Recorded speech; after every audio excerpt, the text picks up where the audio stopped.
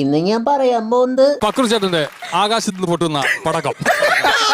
പടം തുടങ്ങുന്നത് നമ്മുടെ പഴയകാല ലുക്ക് മിസ്റ്ററിനെ ഒരാൾ ഇടിച്ച് ചതച്ച് ഒരു സ്ഥലത്ത് കൊണ്ടിടും ഗൈസ്. അപ്പൊ എന്നെ ആ പഞ്ചായത്തില് ഇടികൊണ്ട് വീണ് കിടക്കണവരെ രക്ഷിക്കാനായിട്ടുള്ള ആൾക്കാർ വന്നിട്ട് പച്ചമരുന്നൊക്കെ വെച്ചിട്ട് നമ്മുടെ ലുക്ക് മിസ്റ്ററിനെ പവറാക്കും ഗൈസ്.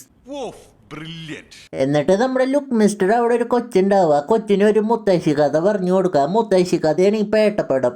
ഈ പടത്തില് 2 ഇലുമിനാണ്ടികൾ ഉണ്ട് ഗൈസ്. അവരുടെ മെയിൻ പരിപാടി എന്നിട്ട് അത് വെച്ചിട്ടുണ്ടെങ്കിൽ സ്വർണം കൊണ്ട് മാംഗോ ജ്യൂസ് ഉണ്ടാക്കിയിട്ട് അത് കടക്കുക, അതാണ് അവരുടെ പരിപാടി. ഈ സീനൊക്കെ നമ്മുടെ ഗ്യാൻ ചേട്ടൻ പണ്ടേ വിട്ടതാണ് ഗൈസ്. പിന്നെ ഇവരുടെ കയ്യിൽ ക്ലോസറ്റ് കഴുകണ ഒരു ഫിനോയിൽ ഉണ്ട് ഗൈസ്. ഇവര് ആ ഫിനോയിൽ ഒരു സ്ഥലത്ത് ഒഴിച്ചു കഴിഞ്ഞിട്ട് അതിൽ നിന്ന് വാരും അതുമെന്ന് സ്വർണം വരും ഗൈസ്. അല്ലത് സ്വർണം തന്നെയാണോ?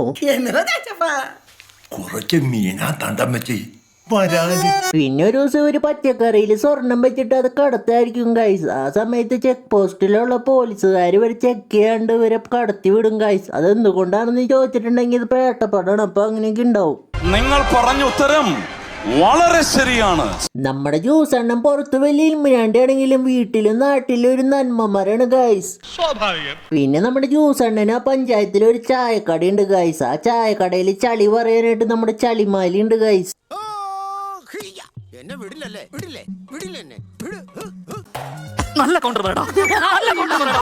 എന്റെ അമ്മാവൻ ആശുപത്രിയിൽ വായു വലിച്ചു കിടക്കാന്ന്.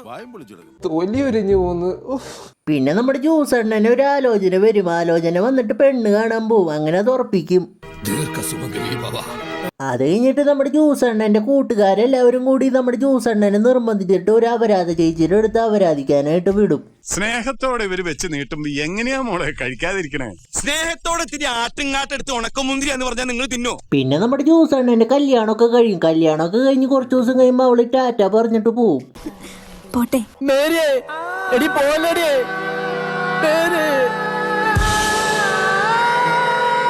വിഷമിക്കാതിരിക്കും, ഇതിലും വലുത് ഏതാണ്ട് വരായിരുന്നു. ഇങ്ങനെ തീർന്നെന്ന് കരുതിയാൽ മതി. പിന്നെ ഒരു ദിവസം നമ്മുടെ ജ്യൂസ് എണ്ണനെ ഒരു പെണ്ണ് വിളിക്കും ഗൈസ്. അപ്പൊ നമ്മുടെ ജ്യൂസ് എണ്ണനെ അവളുടെ അടുത്തേക്ക് പോയിട്ട് അവൾക്ക് ഒരു ജ്യൂസ് വാങ്ങി കൊടുത്തിട്ട് അവളെ ഇങ്ങ് വളയ്ക്കും ഗൈസ്.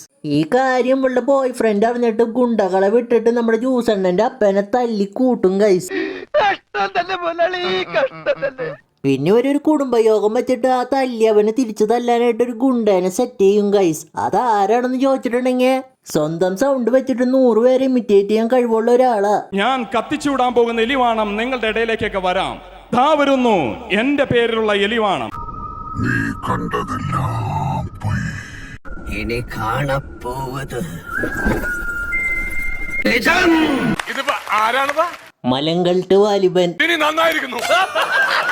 നമ്മുടെ അച്ഛനെ അഭിനയിക്കാൻ അറിയാൻ പാടില്ല നീ പറഞ്ഞ എത്ര നടന്മാരെ അഭിനയിച്ച് കാണിക്കുന്ന അറിയാമോ? ആ സുരേഷ് ഗോപിനെ ഒന്ന് കാണിച്ചേ.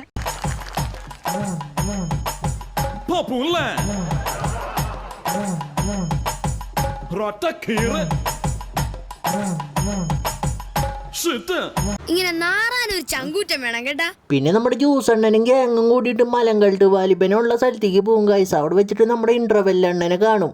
അല്ല, ഇന്റർവെൽ എണ്ണൻ എന്താ പടം തീരാറായിപ്പോ തന്നെ? സാധാരണ ഇന്റർവെൽ ആവുമ്പോഴല്ലേ വരാറ്.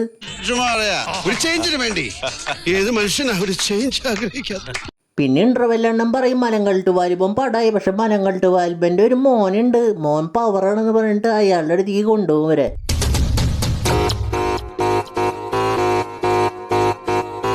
എന്റെ പൊന്നുണ്ട്, കുറച്ച് എയർ വിട, അല്ലെങ്കിൽ മോളിക്ക് പറന്നു.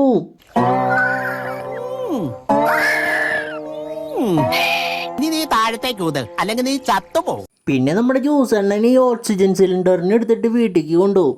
പിന്നെ അവിടെ വെച്ചിട്ട് നമ്മുടെ ജ്യൂസ് എണ്ണനെ ഇലുമിനാണ്ടിയിലെ ഒരാൾ വിളിക്കും. ഹലോ भाईजान कुछ करना है कि नहीं? नहीं, बस एक इशारा भाईजान, बस एक इंतजार आएगा. खुदा हाफिज. പിന്നെ ഇവരെല്ലാവരും കൂടി പ്ലാൻ ചെയ്തിട്ട് അപ്പനെ തല്ലിയ ഗുണ്ടനെ തല്ലാൻ വേണ്ടിയിട്ട് അവസാന ഫൈറ്റ് നടക്കുന്ന സ്ഥലത്തേക്ക് പോകും ഗൈസ്. പിന്നെ അവിടെ വെച്ചിട്ട് നമ്മുടെ ഒരു ഇലുമിനാണ്ടിനെ അവിടുത്തെ ഗുണ്ടകൾ ഗൺ പോയിന്റിൽ നിർത്തും ഗൈസ്. എന്നിട്ട് ഇങ്ങനെ രക്ഷിക്കാൻ വേണ്ടിയിട്ട് പള്ളിപ്പറമ്പിൽ നിന്ന് വാങ്ങിയിട്ടുള്ള ലേസർ ഗണ്ണ് വെച്ചിട്ട് ഒരാൾ വരും ഗൈസ്, നമ്മുടെ ജ്യൂസ് എണ്ണൻ.